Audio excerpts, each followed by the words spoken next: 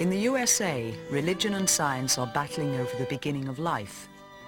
Half of the American population, some 120 million people, believe in biblical creation, that life, the universe, and everything in it was created by God in 6 days.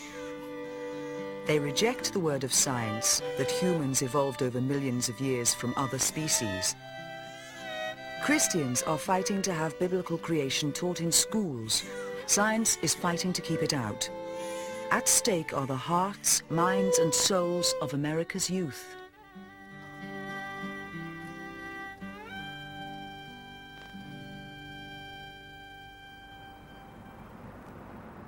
In the beginning, God created the heaven and the earth.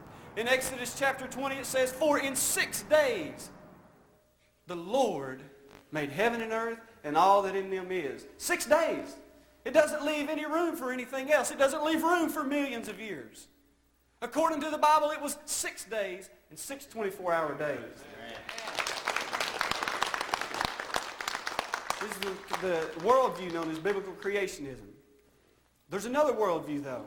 And I like the way one writer equated. He was an evolutionary writer, but he had the right picture. He said, the theory of evolution, it's like a universal acid. It permeates every aspect of our lives. It doesn't matter where you go, whether you go to the supermarket, or whether you go to the school, or whether you go to the library, or whether you go to the church. It's a hot topic, and it permeates everything. The teaching of evolution, when it's drawn out to its logical conclusions, number one, it draws out that there is no God.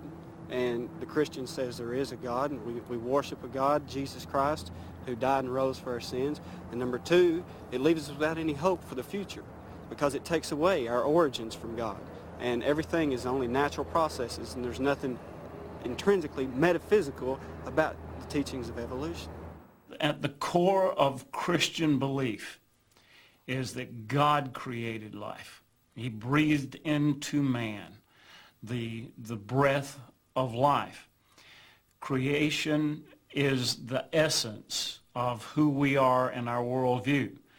On the other hand, evolution strikes at that worldview, saying that creation was an accident. It simply happened. And, of course, that attitude negates God. Many theories are spent on the origin of man. Some can trace and name to the family tree. But for me, I'm content with the blessed Bible plan, and you can't make a monkey out of me. Some believe that the earth started from a little spark, but they can't tell whence came the spark, you see. Many folks had been birthed prior to old Noah's Ark, and you can't make a monkey out of me. Nor you can't make me out of a monkey.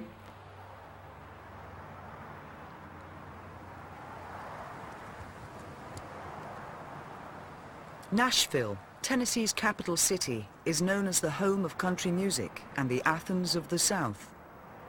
But it's the Old Testament rather than the Greek classics which is currently informing the state's legislature. The Christian lobby are supporting a bill in the Senate that makes it illegal to teach evolution as fact and threatens dismissal to those teachers who try to do so. The anti-evolution bill passed its first reading with only one vote against. Stirred by the determination of its supporters, politicians have been quick to embrace the spirit behind the bill.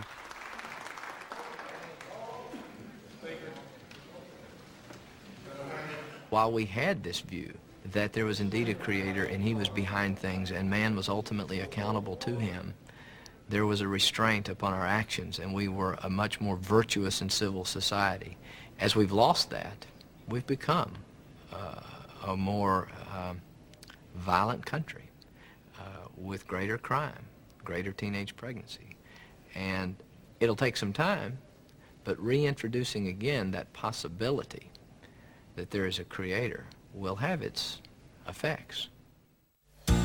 Tell me, what's the biggest excuse for atheism the world has ever known?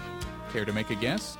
It's something that's continually proven false, but scientists still cling to it because it's the only way they can get rid of God.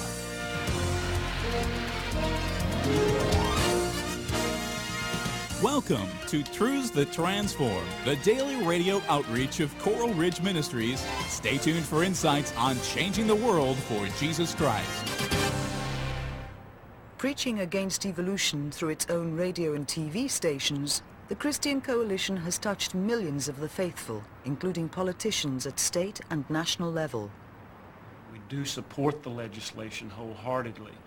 The reason we support it is that we have legislators for the first time in maybe 2 decades, willing to tackle religious issues, important moral issues. The importance is that they're willing to address them for us, whereas they had not been for a couple of decades. Opponents say the bill is unconstitutional, and it tries to scare teachers out of teaching evolution, period. This bill is being promoted by radical religious right groups who are disturbed and angry that creationism is not allowed to be taught in science classes in public schools. Hedy Weinberg of the American Civil Liberties Union in Nashville claims the bill is an attempt to bring biblical creationism into the classroom. This violates the American Constitution, which prohibits government from advancing any religious belief. For Weinberg, the bill is also part of a nationwide religious revival, which equates evolution with the moral decline of America's youth. There is poverty, there is crime, there is a alienation that's occurring in this country and in this state, and some people say the best way to handle that is to bring religion back into schools, to make sure every teacher has a Bible on his or her desk in order to ensure some calmness and some ability to take young people and have them become participating members of society. If I thought for a moment that that would work, I might have to rethink my position. However, that really does not directly deal with the serious social problems we face: poverty, crime, unemployment. Until we deal with those problems, we're always going to have scapegoated issues of should evolution be taught in the science class. And the radical religious right finds that they are able to manipulate the fears of people and talk about if we had religion back in school, we would be a better society. What we're seeing today, we saw it 71 years ago when the Tennessee legislature passed a law prohibiting the teaching of evolution. So the language of this bill is a little bit different. It's more involved in semantics, and they talk about evolution, teaching it as theory, not fact. But in fact, the purpose is the same, and that's to remove the teaching of evolution from the classroom. Weinberg will now try to convince senators to vote against the anti-evolution bill. She sounds out the politicians she hopes are sympathetic to the cause. It could be the climate, the political climate that we've got today that the Christian right has created has allowed for all of these people to think this is the way I can appear popular and get votes and assure my re-election or my election. And that's the thing you've got to look at. It's not necessarily their activity, but the climate that they've bred that has been, from which that miasma has created this stew that we're in.